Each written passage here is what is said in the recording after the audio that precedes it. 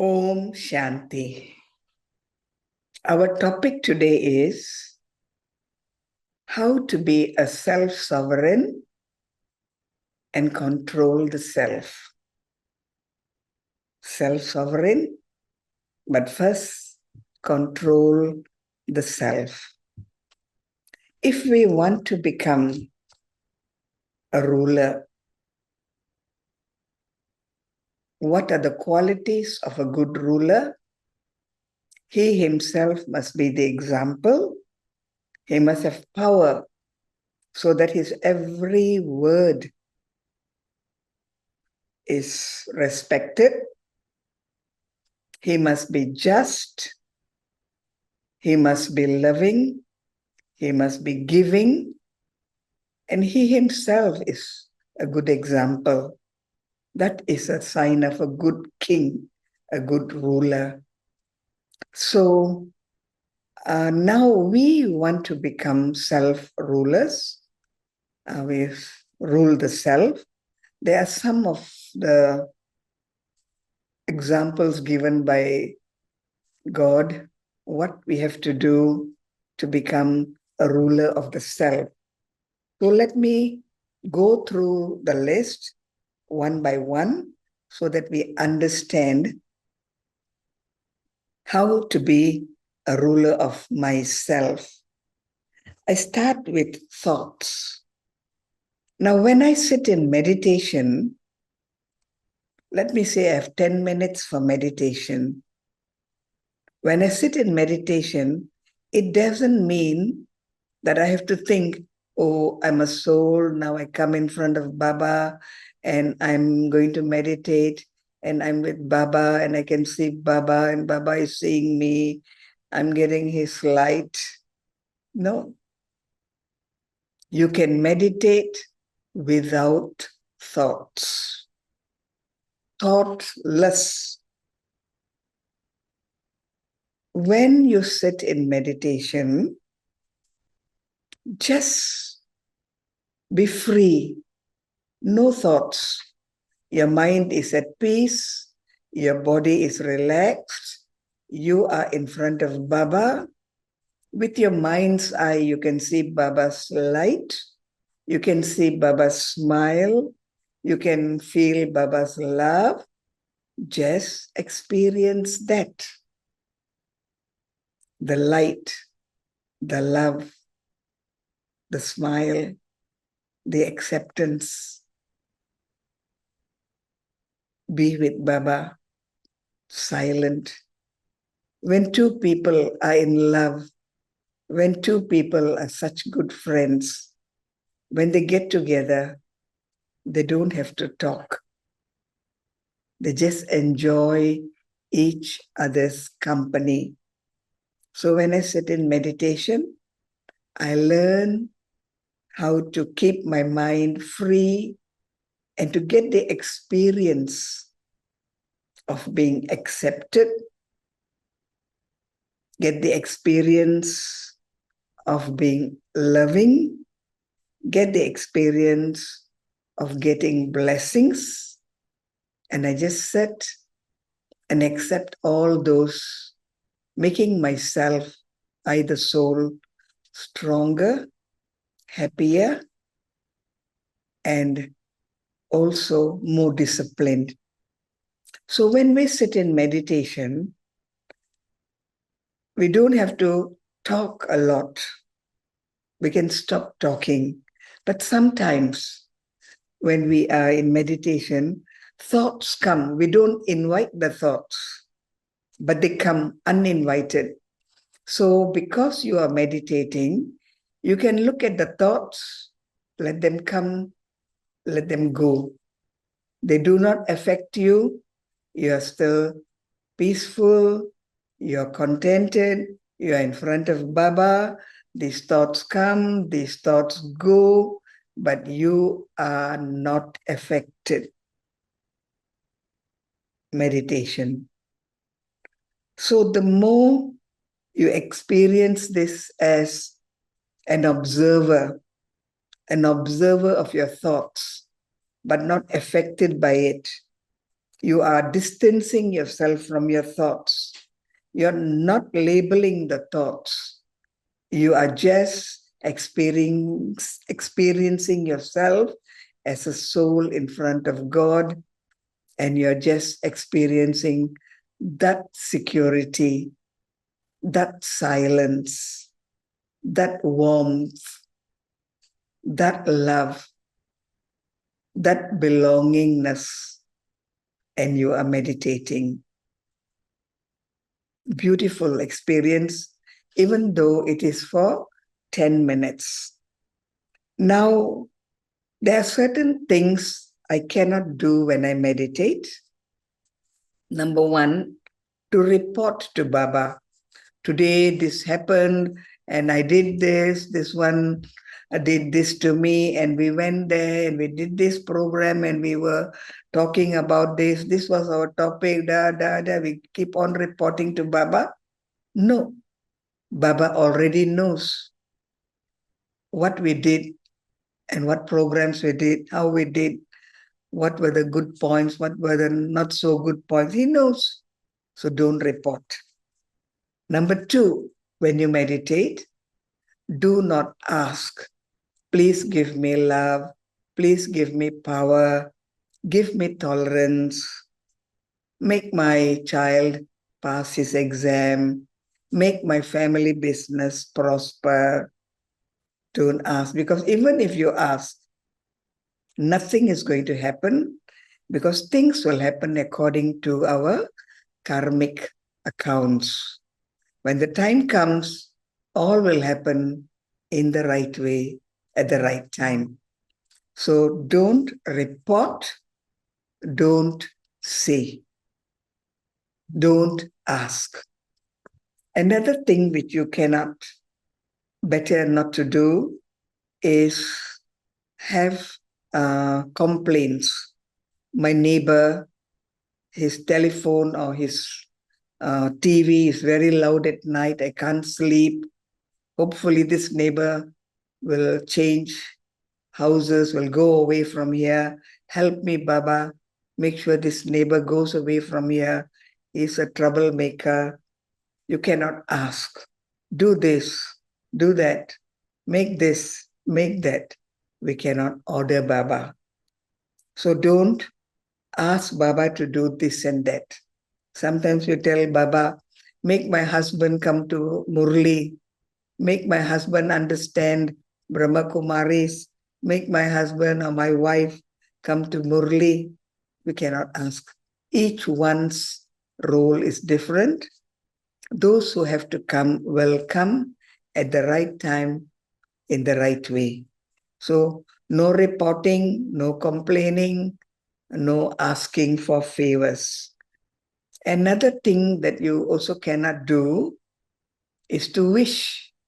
Yeah, I wish that our seniors will be more effective. I wish our center will be in a different location. I wish this and I wish that. All wishful thinking. And there's no use about thinking about all these things. No use thinking about all these things. So no wishful thinking. So when you are in the meditation room, just enjoy Baba's company. Enjoy his company, be with him, you and Baba and no one else, silent, experiencing, accepting, enjoying, empowering. Meditation. Now, when we come to speech, the next thing is speech. It doesn't mean that those who speak a lot are clever. The less the speech, the more you can think. The less the speech, the more power the speech has. The less the speech, the more investment you have given to those words. So it doesn't mean that we have to speak a lot unless we are asked to talk, unless somebody asks us to give us our opinion. Unless there is a need to talk, we need not talk. So speech of silence is very good. Just be silent. As in meditation, so you are speaking to yourself in silence. You're speaking to God in silence. And when you come into action with others, you only talk when needed, when asked, when proper. So even speech has to be very yukti-yukt. Sometimes we say the wrong things and it can create a lot of misunderstanding. So speak less, smile more. Speak softly, smile more. Speak gently, slowly, smile more. So speaking, especially when we meet friends, especially when we're in a retreat, everybody is talking. But what is there to talk? We are yogis. We are improving from year to year, getting more mature and getting more adult, more senior. So do we have to talk a lot? Look at Baba. He gives a 1 hour Murli class.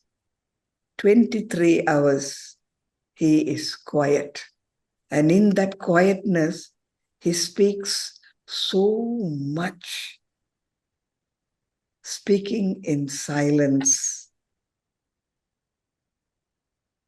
speech of silence, more powerful than the speech of words. So I used to see Didi Nirmala. She is a person of few words, necessary words, and she's very encouraging. One word is enough to boost your self-esteem. So speak less, less. A yogi doesn't come into sound. A yogi doesn't give talks. A yogi doesn't show off. A yogi doesn't have to say much. So speech in silence, speech of silence. Baba is very quiet and very, very far away. Can I be that? The next topic, after thought, after speech, action. Once I know that I'm an instrument, Baba is the doer, is getting things done through me and through others. If I'm the instrument, how can there be any ego of the self that I'm this, I'm that? So if I'm an instrument, I am selfless. I'm an instrument. I follow Srimad. I'm an instrument. Things work out. Good. I'm an instrument. Baba has done it. Nothing is mine. The moment I feel that I am doing it, I'm in charge, I'm the powerful one, I am the one who moves things, that's the end of the instrument position. So I take over the role and I think I'm great. But every action that I do, can I do it in the instrument consciousness so that those actions are according to Baba's Murli? Relationships, connections. Can I keep a distance? The moment we work together as one, I understand you, you understand me, we work together, and Baba disappears. We work with Baba, the others cooperate. So my main partner in my relationship, the most important partner in my life is Baba. I ask him, I take his advice, I work, And then I do what he says. And with others, I keep a relationship based on seva, service. So I don't have special friends, special somebody who understands me, special. No. When Baba becomes my special, then I work with everybody as equals. But when somebody is more equal than somebody else, then there's a problem. Somebody is more important than somebody else, there's a problem. Just look at Baba. He says, the people of Bharat, they are very hardworking and they have done great, they've got great achievements. But the double foreigners are no less, because you're doubly loved and you're doubly fortunate. You are also doing such great things. Doesn't leave anybody out. Baba doesn't show any difference, but we tend to show this difference. This country and that country, this center and that center, this kind of people, these kind of things, and those people, those things, we show differences. Baba says, be detached in relationships, keep your distance, forget everybody, forget bodies, forget your own body. What does this mean? What does it mean? Not to get close, because sooner or later, when I leave everybody. So when I get close, there has to be a separation. There has to be sorrow. So can I start moving away from everybody in my mind, slowly from everybody? I work with everybody. I cooperate with everyone, but I am detached and loving. So detached and loving is a very spiritual thing. It's not a sensual loving, it's a spiritual loving. Now, in spiritual loving, there is distance, but in physical loving, there is closeness. So, what kind of a love am I throwing out into the world? So, am I really spiritual in my nature? So, am I keeping my distance, which is a comfortable distance that I can detach whenever I want? Very important. The other topic that I can also think of when I want to be a self-sovereign, apart from my thoughts, my speech, my action, my relationships, my love, my behavior. Baba has, in one Murli, talked about a hall, a diamond hall. So this hall is very huge. It can take in everybody. People can come anytime. They can use the hall anytime. And they can also sing, or they can dance, or they can give speeches, or they can have dramas, or they can have Snehmilan. Whatever they want, they can use the hall. So the hall is very important. Same way you should also become like a hall, take in everybody, accept everybody as they want, as they are. Whether they want to dance or sing, scold, criticize, accept. They can come to you whenever they want and they can go away whenever they want. Just be accepting, loving, open, like the hall. So when Baba was talking about the hall, so imagine a hall and a human being. So the hall is open. It says welcome to everybody. So am I open? Am I welcoming all? These are some of the things that I can ask myself. Do I have prejudices? Do I have subtle attachments? Do I have subtle negativity? Am I just? Or is the whole so impersonal? It just accepts all at the same level. Can I be like that? like the hall, a huge building, but very accepting. So I have to cooperate with all, and I have to help people to get better. People come to the hall, they listen to a good talk, their mood comes up, their happiness goes up, their courage goes up. So the hall is very good. So be like the hall, make spoiled things right, make bad moods good moods, be like the hall. Baba says this. Then we talk about wealth. You say, we have this building, we have this house, this position, this money. But the greatest wealth of all is the knowledge that Baba gives.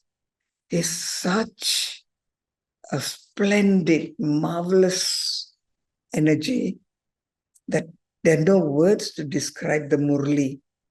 And Baba says that every point is invaluable. Invaluable means you can't place a value to that point. A soul, no value. Love, no value. King, no value. Respect, love, any one of these words, there's no value you can place. Can you understand the wealth of knowledge? Can you understand what God is talking to you? Can you understand what you have to do? Can you understand what you have to gain in your life? What kind of wealth you have to gain in your life? Are you becoming richer? Are you understanding the knowledge? Is it really good, or is it just good in your head, not good in your heart? So do you understand the knowledge? Because the knowledge uplifts the soul. The knowledge makes a pauper into a millionaire. The knowledge makes a beggar into a king.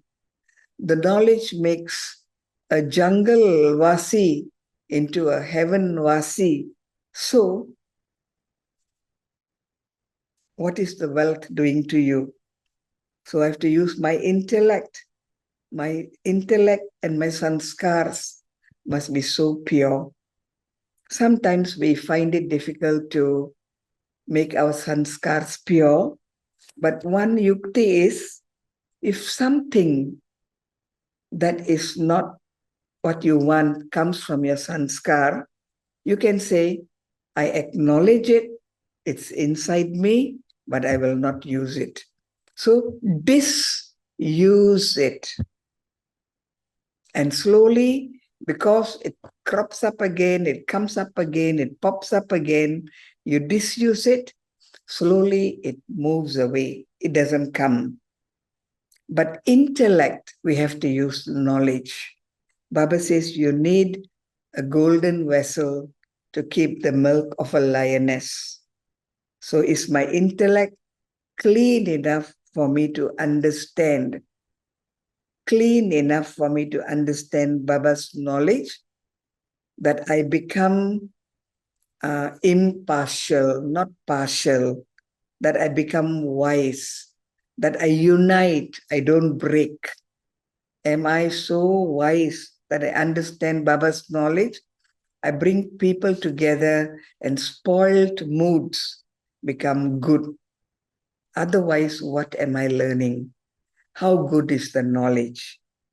So again, my drishti, Baba talks about how you see, civil eyes or criminal eyes. Actually, the eyes can't think, but the mind thinks, and then it shows through the eyes. So when my mind is naughty, so I have criminal eyes. If the mind is peaceful, then I have very peaceful vision. I see peacefully. So am I controlling my senses? Or am I naughty? Am I controlling my senses? Are my eyes okay? Is my drishti divine? Am I only looking at what I should look? Or am I looking at things that I should not notice? Baba says, see specialities. Am I saying something else? Again, something that I can think about. The other thing is my attitude. What kind of an attitude do I keep? Sometimes we have complexes, superior, inferior complexes. Both are no good. We are all children of one family. We are all children of one God. We all are actors on one planet Earth. We are the same. No one is higher, no one is lower.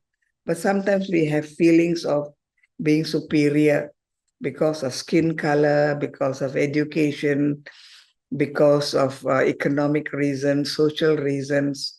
And all these things are not good because they keep people away from people. They don't unite. They don't create a family feeling. They create blocks between one group and another group.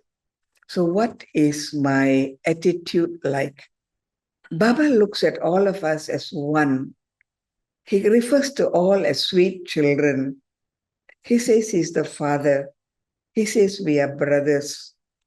Has he ever has he ever made a difference? You and they? No, never. Sometimes when he praises Bharat, he doesn't stop to praise the double foreigners. When he praises the double foreigners, he doesn't stop to praise Bharatvasis. Sometimes he praises Madhuban Nivasis, and then he says, those householders are also no less. See how Baba is so fair, so just, so royal, so good, so calming, so accepting. So how is my attitude?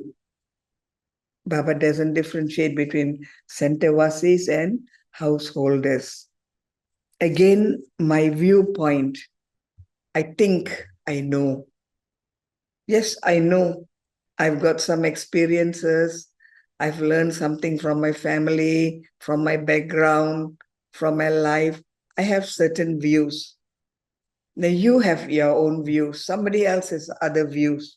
Each one of us has different viewpoints, but all of us have the wrong viewpoints because we are just actors in a big play. Baba has the right viewpoint. Viewpoint in Hindi is Drishtikon. Baba says this is right. So can I leave my viewpoint and listen to Baba? For example, Baba says, you are a soul, not a body. All along, I thought I was a body. Can I leave that and remember myself as a soul? Viewpoint. All along, we thought that lust is good, necessary. Baba says, no. Can I change my viewpoint? All along, I thought that what I was doing was right. Baba says it's wrong. Can I change? All along, I thought that my food was the best. Baba says, no, this is better food. Can I change? So every aspect of our lives, our thinking, our doing, our saying, our food, everything Baba says is wrong, wrong, wrong, because it is the end of the cycle and everything is tamo pradhan. So whatever viewpoint I have, that is wrong. Can I give it up? Can I give up my personality and take on Baba's viewpoint? Can I surrender that? This is the greatest surrender when I say, I no more. Baba is now telling me what to think, what to speak, what to do, what kind of attitude I should have, and what kind of relationship I should have. What kind of viewpoint should I have? Can I lose myself to become like Bab Saman? My viewpoint. Everybody's viewpoint is wrong. Can I just accept that and say, yes, we were all wrong. Baba is telling us the right thing. Takes a long time to let go of our personal feelings, our personal, what shall I say, our experiences, and then to let go and just think, Baba knows all. Baba sees all. Baba knows what is right and wrong. Can I give up my ego and say, yes, Baba? Okay, yes, Baba, I will try. One other thing that Baba also says, which I like very, very much, Baba says, all of you say you love me. No child ever says, I don't like Baba. But Baba says, the proof of love is to become like me. I am avyakt. You are bodily beings. If you love me, become avyakt. Can I become avyakt? Can I become an angel?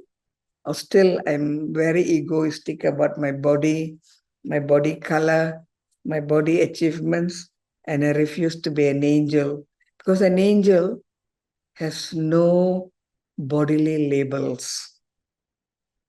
A human being has many bodily labels. An angel is an angel, a messenger of God, a child of God. It has no country, no male, female, no white, black, no young, old, no rich, poor, nothing, no labels. But I have labels.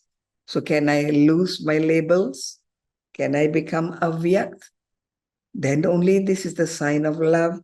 Baba says, if you love me, become avyakt. Now, other things, much more to think about. What messages do I send out through my handphone? Sending out hundreds of messages.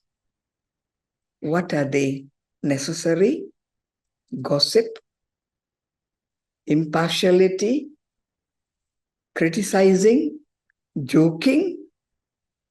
What am I doing? Whatever I send out, it will come back to me. And for me to get people to trust me, I have to be transparent. So am I the type that is transparent? What messages do I send? What messages do I get? It's a very simple thing, very small thing, but then we can do a lot of mischief just through emails and SMSs and other ways of conveying messages. What do I touch? What do I touch? Is it a proper touch or is it not a bad touch? For example, in schools in Australia, these small little children, 3 years, 4 years, 5 years, they go to school. And then these little children are told, see, when your father and your mother or anybody in your family, they undress you, they bathe you, or they dress you for school. And if their touch makes you uncomfortable, report to us. If their touch makes you uncomfortable, report to us. So these little children, they know whether their father or their mother or their uncle or aunt or grandfather, grandmother, whoever, if they touch unnecessarily parts of the body, these little children can report to the school teacher. So touch also must be proper. You just can't touch as you like, as you want. What do we eat? Because we are what we eat. Am I paying attention to that? What do we eat? And most important of all, For me, it's Baba's love. He gives 1 hour class of Murli. 23 hours he's silent. But in that silence, he is loving, he is giving, he is helping, he is inspiring, he is doing everything. Silent conversation, silent communication, silent presence. 1 hour Murli, 23 hours of silence. And in one of the Murlis, Baba said, be like a hall, hall, open space with walls and a roof. To be like a hall. What does the hall do? Nothing. But people can come in, people can go, they can come to meet, they can dance, they can discuss, they can have a drama, they can celebrate. Whatever they want to do, they can do in the hall. The hall is always inviting. We have to be like the hall. Somebody comes into the hall with a bad mood, they leave the hall in a happy mood. Can you be like that?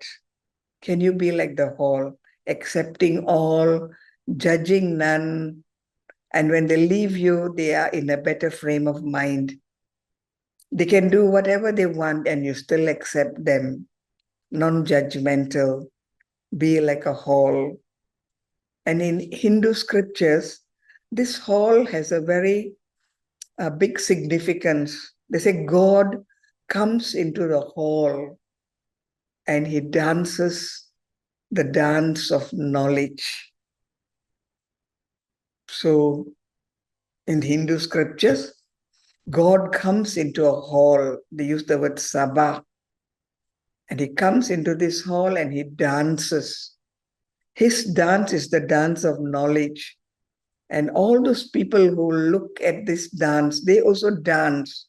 And in that big, great dance, there is a big destruction, and then a heaven appears after that. It's in the scriptures. But today Baba talks about the hall and say, you must become the hall. Accept, non-judgmental, help, unite, make spoiled things good. So, more silence, less show. More maturity, less talk. More achievements, less selfishness. So many things to think about when we serve Baba. So can I understand what is Baba telling me? How can I become a self-sovereign? I can become a self-sovereign when I change my whole lifestyle. My dressing, my thinking, my talking, my doing, my relationship with God and my relationship with others, my relationship in the old world, and how I create a new relationship for the new world. So these are such big things. And Baba says, come with me and I will take you there. So I lose my identity. I lose my own opinions. I forget my old personality. I'm a river. I just flow into the ocean and I become part of the ocean. And the ocean will take me across to the other side and I'm reborn as an angel or as a Devi. So wonderful, Murli. You can't place a price on the Murlis. They're so invaluable. And can I understand the Murli really as they are? Because when I understand the Murli, I understand God. And when I understand God, I work with Him. And when I understand God, I let go of my negativity.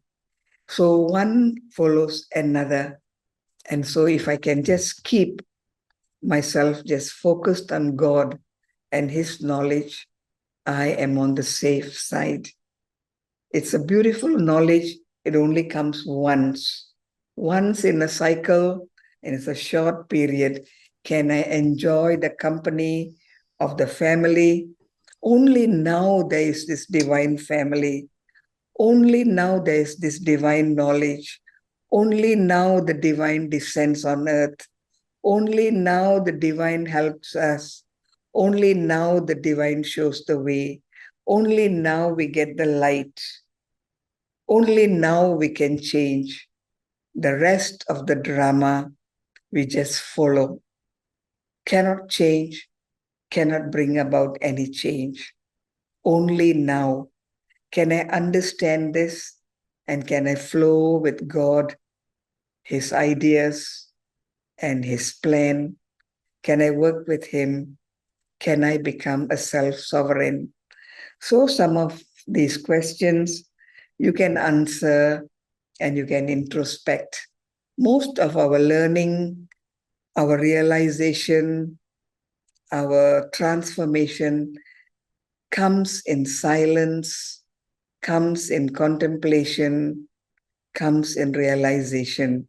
So give your time, give yourself a lot of time, give yourself a lot of silence, give yourself a lot of love. God is there to help you go across. Okay? Thank you. Om Shanti.